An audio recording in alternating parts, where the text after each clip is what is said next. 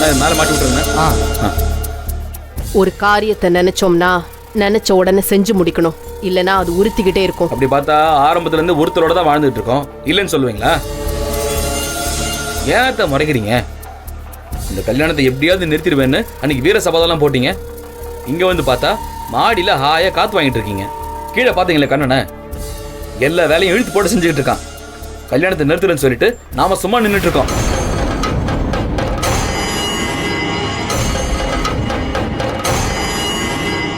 அத்தை, உங்களை தான் கேட்குறேன், கல்யாணத்தை நிறுத்த போறீங்களா இல்லை நம்ம மாஸ்டர் பிளானை கேன்சல் பண்ண போறீங்களா? இப்பதான் தாரணி கிட்ட சொல்லிட்டு இருந்த, ஒன்னு நினைச்சா நினைச்சதை செஞ்சிடணும். அத்தை, நீங்க நினைக்கிறதெல்லாம் கரெக்டாக தான் நினைக்கிறீங்க, ஆனா செய்யறதா சொதப்பல்ல போய் முடிஞ்சிருது. டேய் சும்மா இருடா, உனக்கு ரொம்ப தெரியுமா? வாயை மூடிட்டு பேசாம இரு. சித்தி கோச்சுக்காதீங்க. அத்தை, ஏதாவது செய்யணும்னு சொன்னீங்கன்னா செய்யறேன், அதுக்காக தான் நான் வந்திருக்கேன். தேவைப்பட்டா கேக்குறேன், ஆனா ஒண்ணு புரிஞ்சுக்க, தோத்து போனதா நினைக்காத. அது ஒவ்வொன்றும் ஒவ்வொரு அனுபவம்னு நான் நினைச்சிட்டு இருக்கேன், புரிஞ்சுதா? இதுதான் நம்ம 2 பேருக்கும் இருக்கிற வித்தியாசம். ஷோ, இது வேற. ஓ மாயன் தான் கூப்பிடுறான். என்ன மாயா, வெளியே வந்துட்டியா? எதுக்காக என்ன ஜாமீன்ல எடுத்தீங்க? ஏன் உள்ளேயே இருக்கலாம்னு முடிவு பண்ணிருந்தியா? அத கேட்கலங்க, இப்ப என்ன எதுக்காக வெளியே எடுத்தீங்கன்னு கேட்டேன். பரவாயில்லையே, கொஞ்சம் புத்திசாலியா தான் இருக்க. உன்னால எனக்கு ஒரு சின்ன வேலை ஆக வேண்டியிருக்கு. நான் சொல்றத கவனமா கேளு.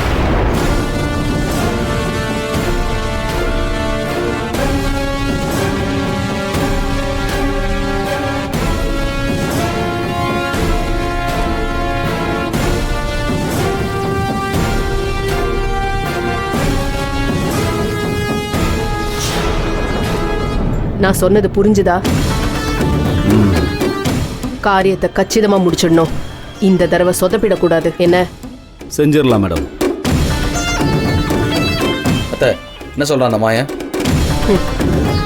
என்னத்தை சாதிக்க போறேன்னு கேட்டல்ல,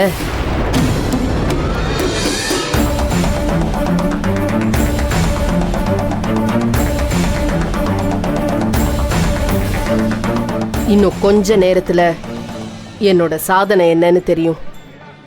நேசா, இந்த ரூம்ல மட்டும் பூ மாட்டணும் போற, மண்டபம் ஃபுல்லா மாட்டியாச்சா இல்லையா? மாட்டிட்டு இருக்காங்க சின்னவரே. மாட்டிட்டு இருக்காங்களா? முதல்ல அந்த வேலைய பாரு. சரிங்க சின்னவரே, சரி. டேய், இந்த மேல தலக்காரங்களுக்கு ரூம் ஏற்பாடு பண்ண சொன்னேன், பண்ணிட்டியா?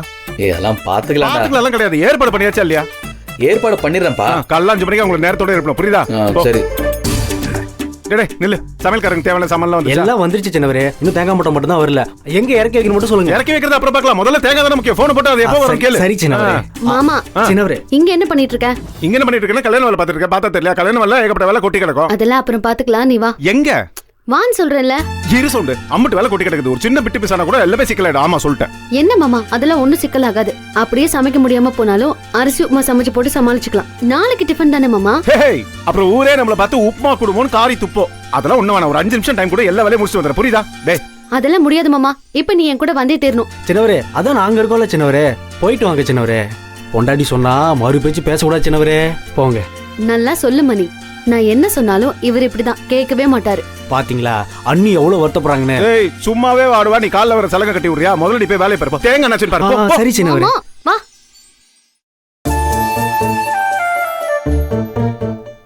மண்டபத்துக்கு வந்ததுல இருந்து நீ பச்சை தண்ணி கூட குடிக்கல மாமா. இப்படி ஓடி ஆடி வேலை செய்யற மனுஷன் வேலைக்கு ஒழுங்கா சாப்பிட வேணாமா? நீ ஒத்த ஆள் நல்லா இருந்தாதான் மாமா இந்த மொத்த குடும்பமும் நல்லா இருக்கும். உனக்கு ஒரு சின்ன தலைவலினாலும் என்னாலேயோ என் வயித்துல வளரும் உன் பிள்ளையாலேயோ அதை தாங்கிக்க முடியாது. சாப்பிடு. சாப்பிட்டேன் மாமா. போய் சொல்லாத, உண்மையை சொல்லு. உன்கிட்ட நான் போய் சொல்வேனா? சாப்பிட்டேன். முன்ன மாதிரி இருந்தா நீ சாப்பிடாம நானும் சாப்பிட மாட்டேன்னு வைராக்கியமா இருப்பேன். இப்ப அப்படியா? வயத்துல உன் ஜூனியர் வளர்ந்துட்டு இருக்கான், அவனுக்கு பசிக்கும்ல, டயத்துக்கு சாப்பாடு நானும் கொடுக்கணும்ல, அதான் அதுக்காக தான் சாப்பிட்டேன்.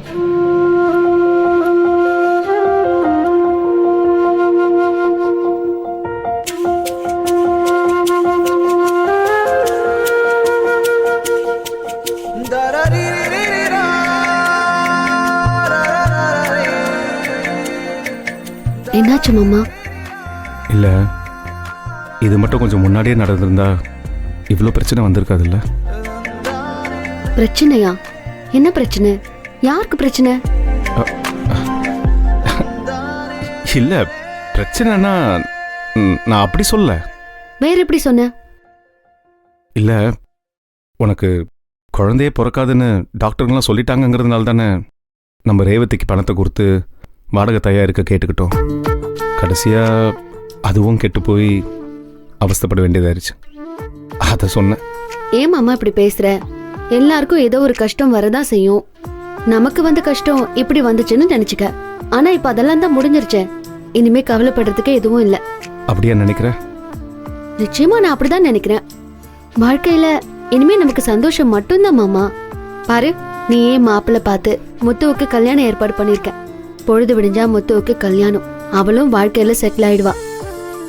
கடமைன்னு நீ நினைச்ச, அதுவும் முடிஞ்சிருச்சு. அதுக்கப்புறம் ஃபுல் டைம் என்ன மட்டும் தானே கவனிக்க போற.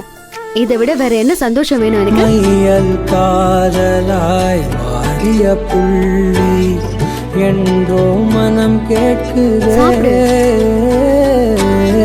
காதல் காமமாய் ஒரு கொண்ட தருணம் நினைக்கையில் உயிர் வேர்க்குதே.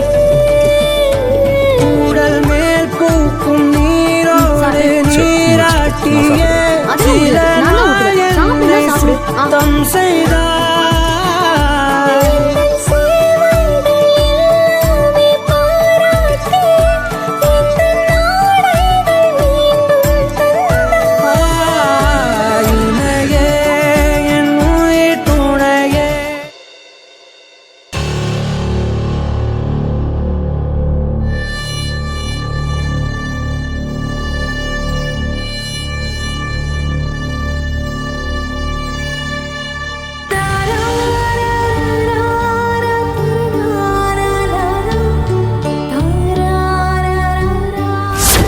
வாழ்க்கையில் நீ எப்போ நினைச்சாலும் நீ சந்தோஷப்படுற அளவுக்கு ஒரு விஷயம் செய்யணும்னு நினைச்சேன். அதுக்காக தான் இந்த முடிவு எடுத்தேன்.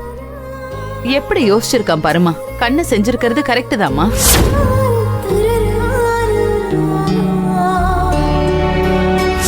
ஏன் மேல உனக்கு நம்பிக்கை இல்லையா? சின்னவர் எது செஞ்சாலும் அது சரியா தான் இருக்கும்னு நீ சொல்லுவியே. இப்ப மட்டும் ஏன் மாத்தி பேசுற? வாழ்க்கை சின்னவரே, என் வாழ்க்கையில இப்படி ஒரு கஷ்டம் வரும்னு நான் நினைச்சு கூட பார்க்கல.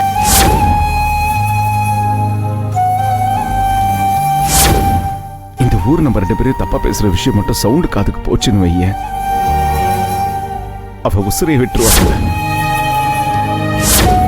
அவளுக்கு ஏதாச்சும் ஒண்ணு ஆச்சுன்னா அடுத்த செகண்ட் நானும் செத்துருவேன்.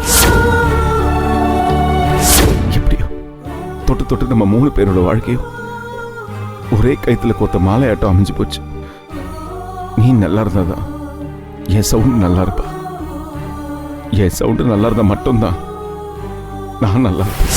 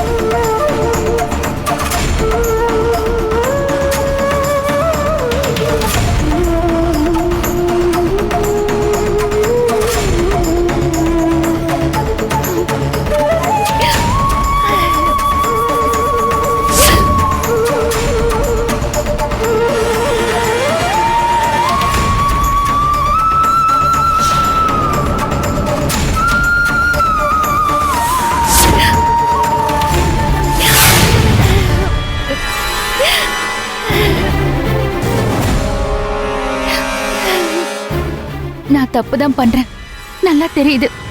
ஆனா எனக்கு வர வழி இல்ல சின்னவரே. தயவு செஞ்சு என்னை மன்னிச்சிருங்க. உங்களை தவிர வேற யாரையும் என்னால புருஷனா நினைச்சு பார்க்க முடியாது. என் மனசோட வாச கதவை என்னைக்கோ நான் இழுத்து பூட்டிட்டேன். நீங்க குடியிருந்த அந்த இடம் என்னைக்கோ எனக்கு கோவில் தான். சாமி உட்கார்ந்துருக்கிற கோவில்ல சாதாரண மனுஷங்க குடியிருக்க முடியாது. இதை எத்தனையோ விதமா நான் உங்களுக்கு புரிய வைக்க பார்த்தேன். ஆனா நீங்க அதை புரிஞ்சுக்கல. விடிஞ்சா கல்யாணம்னு நீங்க சந்தோஷமா இருக்கீங்க. இந்த ராத்திரி விடியாமையே போயிடக்கூடாதான்னு நான் கடந்து தவிக்கிறேன்.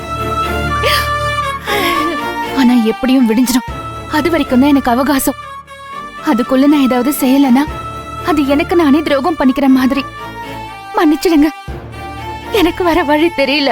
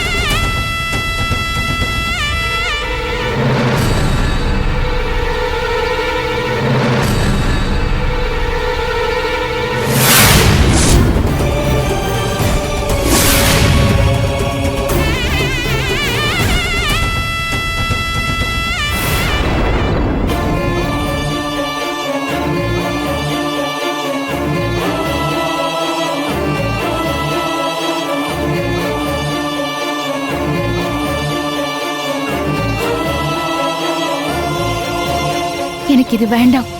இப்படி ஒரு கல்யாணம் நடக்க கூடாது. இதுக்கு நான் செத்தே போயிடலாம்.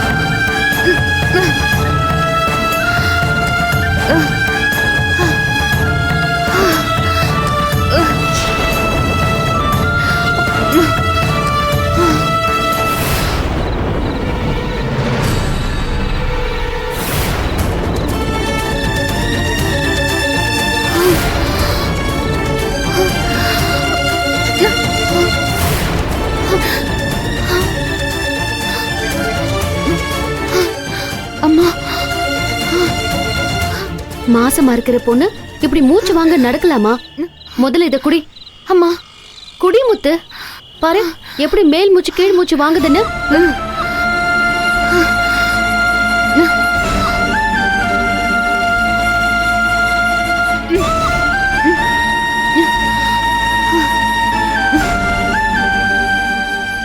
என்ன மன்னிச்சிடுங்கம்மா, எனக்கு வேற வழி தெரியல. எங்க போலான்னு கிளம்புன? சொல்லு முத்து, ஊரை விட்டே போயிடலான்னு முடிவு பண்ணிட்டியா இல்ல உலகத்தை விட்டே போயிடலான்னு முன்னாடி ஒரு முடிவு எடுத்தியே அதை நடத்தலான்னு போயிட்டு இருக்கியா? எனக்கு மட்டும் ஏமா இப்படி கஷ்டம் வருது? நான் என்ன பாவம் பண்ண? வயித்துல புள்ளைய சுமந்துக்கிட்டு என்னால எப்படிமா மனமேடையில உட்கார முடியும்? இது நான் எத்தனை தடவை உங்ககிட்ட சொல்றது? ஏன் யாருமே என்ன புரிஞ்சுக்க மாட்டேங்கிறீங்க? உன்னை கட்டிக்கிறேன்னு சொன்னவரு உன் குழந்தைய சுமையா நினைக்கல முத்து. ஆனா நான் இந்த கல்யாணத்தை சுமையாதாமா நினைக்கிறேன். அன்னைக்கு அவ்வளவு தூரம் நான் எடுத்து சொல்லி எல்லாத்தையும் கேட்டுட்டு கடைசியில நீ சம்மதம்னு சொன்னதுக்கு அப்புறம் தானே இன்னைக்கு மண்டபம் வரைக்கும் வந்திருக்க. இப்படி யாருக்குமே சொல்லாம நீ பாட்டுக்கு ஓடி போனா காலையில பொழுது விடிஞ்சதுன்னா ஊருக்கும் உறவுக்கும் மாமா என்ன பதில் சொல்லும்?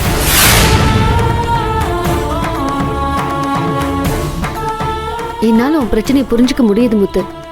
யாரோ ஒருத்தனுக்கு கழுத்தை நீட்டி பயத்துல ஒரு குழந்தைய சுமந்துக்கிட்டு இப்ப புருஷன் வேற விட்டுட்டு போயிட்டானேங்கிற துக்கமே உனக்கு இன்னும் தீர்ந்திருக்காது. இப்ப இன்னொருத்தருக்கு கழுத்தை நீட்ட என்ன அவசியம்னு உனக்கு தோணும். தெரியுது இல்லம்மா, அப்புறம் ஏமா என்ன இப்படி கட்டாயப்படுத்துறீங்க? திரும்பவும் நான் ஒரே விஷயத்தை தான் சொல்லுவேன். இன்னைக்கு உனக்கு இருக்கிற கஷ்டத்தை பத்தி மட்டும் தான் நீ நினைக்கிற. நானும் மாமாவும் உன் எதிர்காலம் நல்லா இருக்கணும்னு நினைக்கிறோம். என் எதிர்காலத்தை பத்தி என்னால நினைச்சு கூட பார்க்க முடியலம்மா. அப்படி ஒண்ணு இருக்கிறதா கூட நான் நினைக்கல. ஒவ்வொரு நாளும் பொழுது விடிறப்போ சரி ஒரு நாள் விடிஞ்சதுன்னு நினைச்சுக்கிறேன். அடுத்த நாள் இருக்குமோ இருக்காதோ யாருக்கு தெரியும்? எனக்கு தெரியும் முத்து, யாருக்கு எப்படி இருந்தாலும் உனக்கு எதிர்காலம்னு ஒண்ணு உண்டு. அது நல்லா தான் இருக்க போகுது. உன் வாழ்க்கையில நீ இது வரைக்கும் பார்க்காத எல்லா சந்தோஷத்தையும் பார்க்க தான் போற. வேண்டாமா, எனக்கு எந்த சந்தோஷமும் வேண்டாம். முன்னாடி எல்லாம் நிம்மதியா இருந்தா போதும்னு நினைப்பேன். இப்ப எனக்கு அந்த நிம்மதி கூட வேண்டாம். இந்த குழந்தைய பெத்தெடுக்கிற வரைக்கும் நான் உயிரோட இருந்தா போதும். ஓ, உயிரோட இருந்தா போதும்னு நினைக்கிறவதான் அன்னைக்கு விஷம் குடிச்சு சாக பாத்தியா?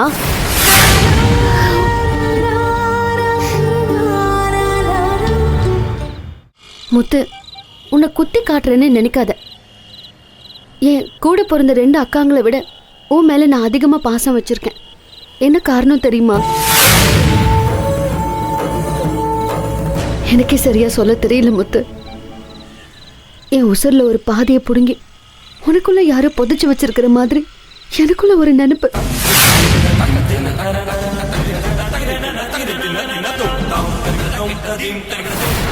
நீ சாப்பிடலன்னா எனக்கு பசிக்கும், நீ தூங்கலன்னா எனக்கு கண்ணு எரியும். நீ கவலைப்பட்டுட்டு இருக்கேன்னா எப்படியாவது எனக்கு தெரிஞ்சிடும். இதோ இப்ப பார்த்தல, யாருக்கும் சொல்லாம எங்கேயாவது போயிடலான்னு மண்டபத்தை விட்டு நீ கிளம்பி வந்திருக்க. கொட்டு கொட்டு முழிச்சுக்கிட்டு நான் எதுக்கு இப்படி நடுரோட்ல தெரிஞ்சிட்டு இருக்கணும்? சத்தியமா உன்னை வேவு பாக்குறதுக்காக நான் வரல முத்து. என்னவோ என் உள் மனசுல அப்படி ஒரு எண்ணம் வந்துச்சு. நீ முழு மனசோட இந்த கல்யாணத்துக்கு சம்மதிக்கலையோன்னு ஒரு பயம். தப்பான எந்த முடிவுக்கும் நீ போயிடக்கூடாதுங்கிற கவலை, அக்கறை. உனக்கே முத்து இதெல்லாம் புரிய மாட்டேங்குது.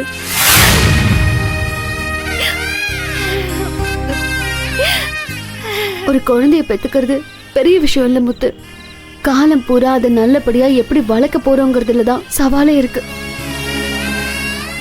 ஒரு குழந்தைக்காக என்னை விட ஏங்கின இன்னொரு பொண்ணு நீ பார்த்திருக்கவே மாட்ட. கடவுள் புண்ணியத்துல இன்னைக்கு என் வயத்துல ஒரு கர்ப்பத்தை சுமக்கிற தகுதி எனக்கு திரும்ப கிடைச்சிருக்கு. இன்னைக்கு என் மனசு பூரா நிறைஞ்சிருக்கிற சந்தோஷம் என்னைக்கும் உனக்கும் கிடைக்கணும்னு ஆசைப்படுறேன். இது தப்பா? அம்மா வேண்டாம் முத்து, நீ மட்டும் இந்த கல்யாணத்தை வேண்டான்னு சொல்லிட்டு போயிட்டேன்னா என்னால அது தாங்கவே முடியாது. நானாவது அழுது தனிச்சுப்பேன். மாமாவை நினைச்சு பாரு, தலை வெடிச்சு செத்துரும் முத்து. ஐயோ அப்படி சொல்லாதீங்கம்மா. இப்பவும் சொல்றேன், நீ நல்லா இருக்கணுங்கிறத தவிர எங்களுக்கு வேற எந்த நினைப்பும் இல்ல. இந்த கல்யாணம் நீ நல்லா இருக்கணுங்கிறதுக்காக தான் செய்யறோம். தயவு செஞ்சு அதை புரிஞ்சுக்க முத்து. இன்னொரு தடவை இந்த கையேந்தி கதற வைக்காத. அம்மா